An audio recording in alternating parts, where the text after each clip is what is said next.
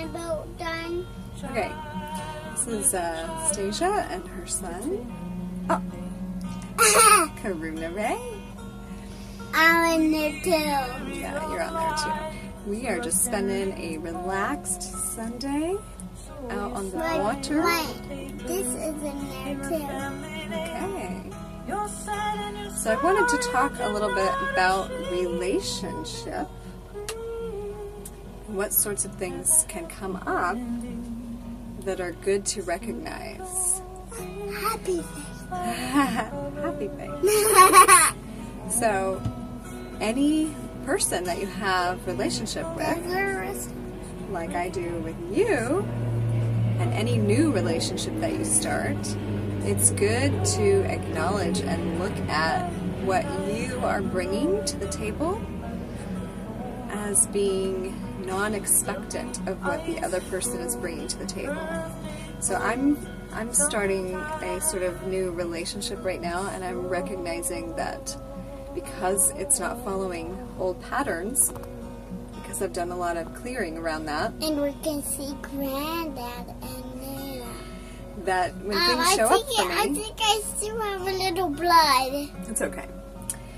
When new things come up, I recognize I'm not applying old relationship parameters or expectations or anything. Instead, it's more just about experiencing and watching what comes up and dealing gracefully and honestly in all moments.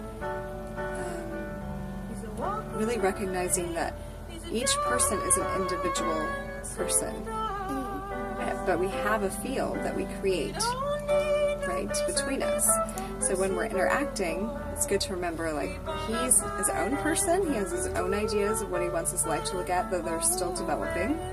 And I have my life and the things that I'm developing. And so in our interface, it's not really like okay to stifle his exploration, except where I need to keep him safe, or it starts to interfere with my personal stuff that I feel like I can't flex for. Look at my piece right here. You can grab it. No, you do it. Oh, I'm doing something, but you can grab it. No, you do it. So the same thing in like an intimate relationship. Me on my bed. You notice that the other person has their thing going on, and you do. And the healthiest of dynamics is when you can both see that the other person... Ow! Oh, are you okay? No. You slipped. The other person has things that they are interested in and they're, want to engage in, and, so do I, so do you. Uh-oh. And to be able to retain autonomy, to continue to look out for the development of yourself and not use relationship as a place to glom onto. It's not a place to then start altering yourself for the relationship. No, instead it ought to remain, at the beginning it's an autonomous thing. It's two people. Excuse me.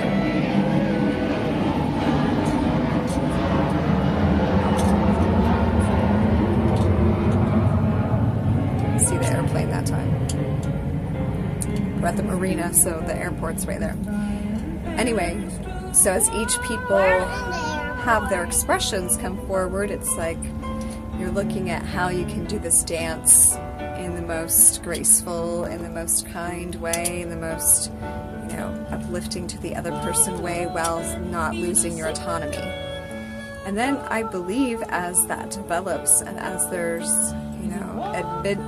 admittance into deeper levels of intimacy, that, boundaries can shift a little bit, things can, open up more and more. And so it's good to acknowledge, if you're feeling any way that's not harmonious about what's going on, to ask yourself, where is that coming from in me? I'm not wanting to put my interpretations of reality onto anyone else. So I'm going to release, and I always just do a meridian sweep when I'm doing this. I'm going to release anything about this. Say, for example, that you haven't ever had a relationship work out. And so as you get into a new relationship, that's natural that those thoughts would surface, like, oh, maybe this isn't going to work out. Why wouldn't it work out? And your mind wants to go to all the reasons initially. It may want to go to reasons why it wouldn't. And so I would recommend just going ahead and clearing for that in yourself. Just saying, I can clear any belief that I can't have a relationship without things not working out. I'm going to clear that. I'm going to clear that for myself. I'm going to clear that memory or realization from old relationships that didn't work out. I'm not going to carry those forward into this relationship. And you can say I clear it from past lives too. I'm also clearing any past life reason that a relationship didn't work out, be it death, disease, destruction, abandonment, be it any form of failure or disgruntled anything. Like, I'm clearing all of that.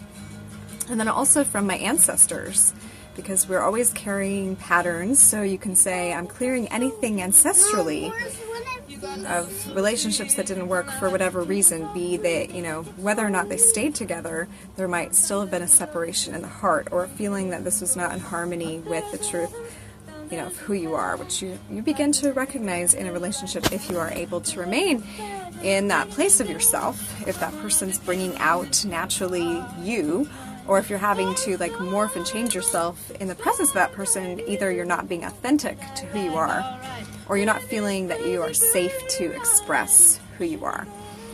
So anything that comes up around that, clearing around that. So yeah, so that's the first layer. Then there are pieces. I have some music going in the background. It's a little bit distracting my mind.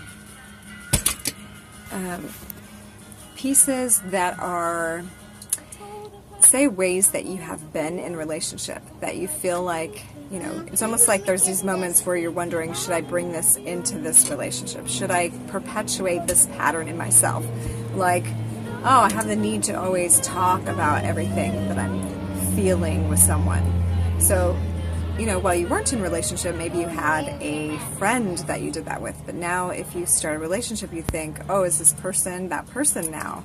And you may find that this person is not that person. They are not keen to just listen to whatever you want to, muse on about. And so the decision is, do I force this need I have on this person, or do I continue to use, or, use might not be the right word, but do I have friends that continue to play this role for me, that's still great? That's great for them to continue that role, that this one person doesn't have to carry the responsibility of the entirety of your being. And, they may grow into that and they may not. It just depends on what was the attraction, or what brought you together, or what were the commonalities. And more of those commonalities may be noted as you continue. So, as something comes up, I like to have somebody that I talk to about everything. Well, I'm going to clear for myself the need to put that on my intimate relationship. The need to have to talk about everything, process out loud with somebody. I remove that need from an intimate partner, and I clear that need that I've had in the past where it made a relationship not work out, and I own that I like to verbally and mentally process, emotionally process, and I'm totally okay doing that on video, or with a client that needs to, or my own healer that I turn to process through stuff. So yeah, so releasing those needs. Also, if you have children and you're coming into a new relationship and you feel like, or I felt like, hey, someone coming into my life ought to want to take on this, I also recognize that's something that you grow into, so there can't be expectations around that. They can show kindness as long as they're showing kindness and love and interest. For me, that's good. That's a sign that there's an openness to whatever this is, and they're accepting, just like they are, of me being here, and so I release any need that I have that a new intimate partner, or even an old one, if you've done this, you're still with someone that you're struggling with these things. I release the need for them to immediately be on the same page as me with my kids. That's just not even really reasonable or practical. That doesn't mean they can't have fierce love and they can't start to show signs of that, and that may happen.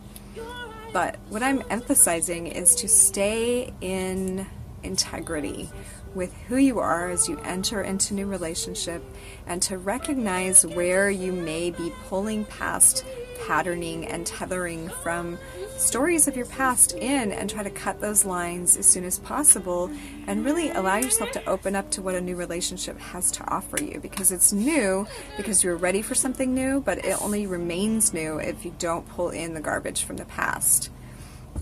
And remaining new is kind of like the freshness of relationship. If you can continue to enter in.